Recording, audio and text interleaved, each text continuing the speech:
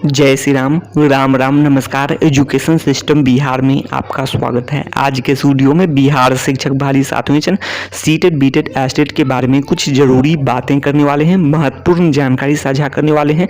तो आप लोग इस वीडियो में बने रहें, वीडियो को अंत तक देखें। यह वीडियो सभी विषय के शिक्षक अभ्यर्थियों के लिए महत्वपूर्ण है। 7वें चरण सीटेट बीटेट एस्टेट उत्तीर्ण अभ्यर्थियों के लिए महत्वपूर्ण है। 7वें चरण शिक्षक अभ्यर्थियों के लिए बड़ी खबर निकलकर सामने आ रही है। वीडियो को शुरू करने से पहले एक नज़र सुर्खियों पर। आप लोग हेडलाइन देख रहे हो कि इन सभी महत्वपूर्ण बिंदुओं पर बातें करने वाले हैं। आज की तमाम बड़ी खबर के बारे में जानकारी स्पष्ट करने वाले हैं। तो आप लोग हेडलाइन देख रहे होंगे, आज कैबिनेट बैठक आ गया बड़ा फैसला। तो ये देखने वाले हैं क्या हुआ। मुख्यमंत्री जी ने मंत्री परिषद की बैठक की अध्यक्षता किए और ऐसे में 42 एजेंडों पर लगी मुहर। तो आगे देखने वाले हैं क्या 7वें चरण को लेकर कुछ बड़ा अपडेट की बात करें तो वो देखने को नहीं मिली, यही बातें हैं। और आप लोग देख सकते हैं कि पद सृजन एवं स्वीकृत किन किन विभाग में पद सृजित एवं स्वीकृत हुए, किन किन विभाग में, वो भी देखने वाले हैं। इससे पहले जो बातें किए थे, जो 7446 पद की बात करें या फिर 7360 पद के जो पेपर में कई बार खबरें आ गई थी सामने, 7360 पद के बारे में जो कैबिनेट से मुहर की जल्द लगेगी, मंजूरी मिलेगी, ये सब बातें थी। तो कब क्या हुआ, ये सभी बातें हैं कि 7446 पद का ऐसे में क्या हुआ। तो काफ़ी समय बीत चुके हैं। नवंबर दिसंबर का महीना सभी अभ्यर्थियों के लिए काफ़ी महत्वपूर्ण है। तो ऐसे में कब तक, नवंबर हो या फिर दिसंबर हो, कब तक ये पद सृजित एवं स्वीकृत होंगे और कब तक ये बहाली प्रक्रिया आगे बढ़ेगी, जो कई बार पेपर में भी आ चुकी है। जो बातें 7वें चरण को लेकर जो 80,257 पद, 80,257 पद जो प्राइमरी शिक्षक अभ्यर्थियों के लिए है, 80,257 पद प्राइमरी शिक्षक अभ्यर्थियों के लिए, और माध्यमिक उच्च माध्यमिक शिक्षक अभ्यर्थियों के लिए 1,21,927 पद हैं। तो ये पद कब तक आएंगे, तो ये सभी बातें हैं। तो इस बात को लेकर अभ्यर्थियों में अभी भी संशय बनी हुई है। जो नवंबर दिसंबर का महीना सभी अभ्यर्थियों के लिए महत्वपूर्ण है। कई बातें स्पष्ट होने की उम्मीद की जा रही है। एक तो ईडब्ल्यूएस की बात करें, 10% ईडब्ल्यूएस को, जो बड़ी खुशखबरी ईडब्ल्यूएस अभ्यर्थियों के लिए देखने को मिल रही है, जो सुप्रीम कोर्ट का जो फैसला है उससे। इसके अलावा नवंबर दिसंबर का महीना कई महीनों में महत्वपूर्ण है। इसके अलावा नियमावली 2022 पर मंजूरी की बातें, तो ये सब हैं। इसके बीच में आप लोग जो विज्ञापन की बात करें, जो विज्ञापन 7वें चरण को लेकर 15 दिसंबर की बातें की जा रही है, शेड्यूल की बात करें, तो इसलिए नवंबर दिसंबर का महीना काफ़ी महत्वपूर्ण है। लेकिन कब तक ये खुशखबरी 7वें चरण के अभ्यर्थियों को देखने को मिलेगी, यह देखने वाली बात होगी। ऐसे में आप लोग देख रहे होंगे कि जो 7वें चरण में आरक्षण का परसेंटेज की बात करें, तो आरक्षण का परसेंटेज का क्या प्रभाव पड़ने वाला है।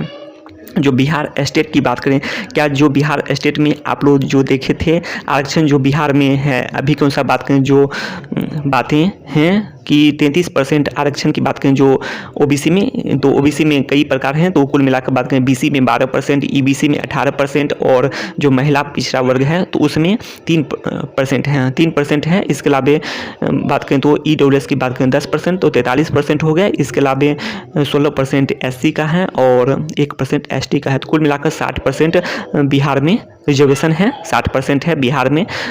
इसके अलावा आप लोग ऐसे में क्या आरक्षण का परसेंटेज, क्या बदलाव होंगे 7वें चरण बिहार स्टेट में। तो बिहार स्टेट की बात करें तो बिहार स्टेट में आप लोग जानते हैं कि अन्य सभी विषय की बात करें, 13 विषय की बात करें तो लगभग नौकरी पक्की ही है 13 विषय में। अभी कौन सा बात करें, जो आरक्षण परसेंटेज के अनुसार बात करें तो लगभग नौकरी पक्की ही है। और जो समस्या है वो आप लोग जान सकते हैं। जनरल में बात करें तो जनरल में आप लोग जो एनसीएल का जो दायरा की बाहर की बात करें तो वो भी आ जाएंगे, जो उनको भी बीसी ईबीसी का आरक्षण नहीं मिलेगा। एनसीएल का जो दायरा है उससे जो बाहर हैं तो वो भी जनरल में ही आ जाएंगे, जनरल के सीटों पर ही उनका भी हक बनेगा। तो यही बातें हैं। तो कुल मिलाकर बात करें तो उसमें भी संख्या जनरल में भी अधिक हो सकती है और अधिक है भी। तो ये भी बातें हैं। तो ये इसके अलावा तो ऐसे में क्या, तो उस पर तो प्रभाव कुछ न कुछ पड़ेगा ही। तो यदि ऐसा कुछ भी होता है, आरक्षण परसेंटेज में बड़ा बदलाव होता है, 10% इधर है और 50% में कुछ बदलाव किए जाते हैं, तो उस पर बड़ा प्रभाव पड़ने वाला है। तो जो अभ्यर्थी जो जनरल की बात करें तो जनरल में काफ़ी, जनरल में जो एनसीएल के दायरे से बाहर हैं उनको भी काफ़ी देखने को मिल सकता है कि जो कट ऑफ बढ़ जाएगा ऐसे में, जो जनरल का कट ऑफ है। तो ये बातें हैं। तो ऐसे में जो अभी नौकरी पक्की अन्य सभी विषय में समझ रहे हैं तो उनके साथ भी परेशानी आ सकती है। हैं, तो ये भी बातें हैं। वैसे आप लोग जान सकते हैं जो अभी कौन सा बात करें, जो इस अनुसार से जो आरक्षण की बातें हो रही है, तो इस अनुसार से उतना समस्या तो है नहीं, लेकिन कुछ रिक्तियों की संख्या बढ़ना चाहिए। 13 विषय में बात करें, और इन 2 विषयों में तो काफ़ी समस्या है ही, और यदि ऐसा कुछ होता है तो और भी समस्या बढ़ सकती है। जो जनरल या फिर जो एनसीएल दायरे से बाहर के अभ्यर्थी हैं, तो उन सभी के लिए काफ़ी समस्या बढ़ सकती है। तो यही बातें हैं, काफ़ी समस्या होने वाली है। तो ऐसे में जो बात करें तो ऐसे में यह हो सकता है कि जो कोर्ट केस तो हर मोड़ पर देखने को मिल जाते हैं बिहार स्टेट में, तो ऐसे में कई कोर्ट केस और भी आ सकते हैं। तो ये भी बातें हैं, जबकि नौकरी पक्की 13 विषय में निश्चित रूप से है, नौकरी पक्की लगभग है। तो यही बातें हैं, और इन 2 विषयों में भी रिक्तियों की संख्या जो 7446 पद की बातें की जा रही है, तो ऐसे में अधिकतर अभ्यर्थियों को नौकरी देखने को मिल सकती है।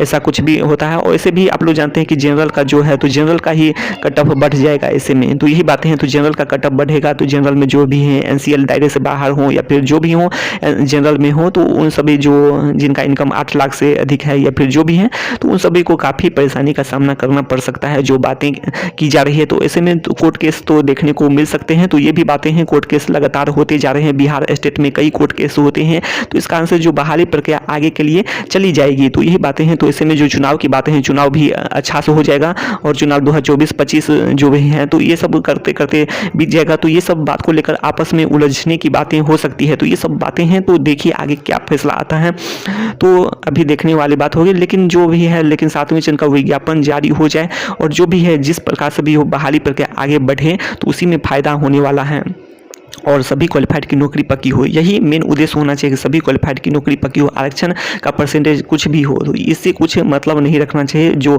12 मार्च 2021 को नौकरी पक्की किया गया था, तो उस अनुसार से नौकरी पक्की होता है, तो कोई बड़ी समस्या या फिर कोर्ट केस ये सब देखने को नहीं मिल सकते हैं। लेकिन वैसे कोर्ट केस ये सब आम बातें हैं। बिहार स्टेट की बात करें तो कई कोर्ट केस कितने सालों से चल रहे हैं, 3 साल से भी अधिक समय से चलते आ रहे हैं। तो यही बातें हैं, तो कोर्ट केस कई बार देखने को मिल सकते हैं। तो ये सब बातें हैं।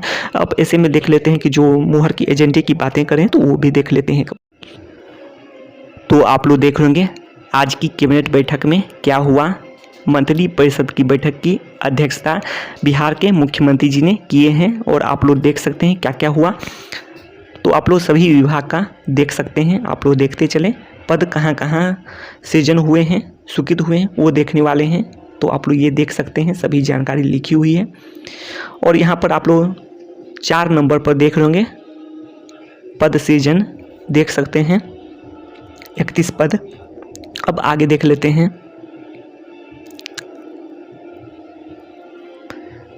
तो आप लोग देखते चलें, पद सृजन देखेंगे कहाँ कहाँ हुआ है।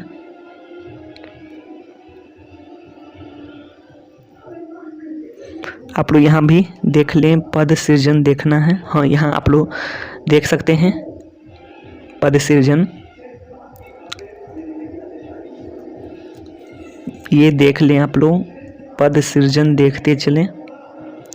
तो आप लोग यहाँ पर देख रहे होंगे 16 नंबर पर पद सृजन। इसके अलावा आगे आप लोग यहाँ भी देख सकते हैं 15 नंबर पर भी हैं पद सृजन। तो आप लोग देखते चलें पद सृजन।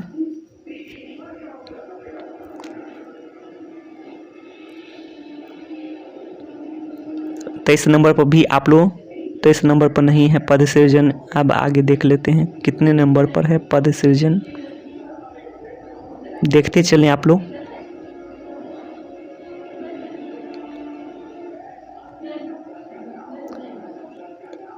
हाँ, 37 नंबर पर आप लोग देख सकते हैं।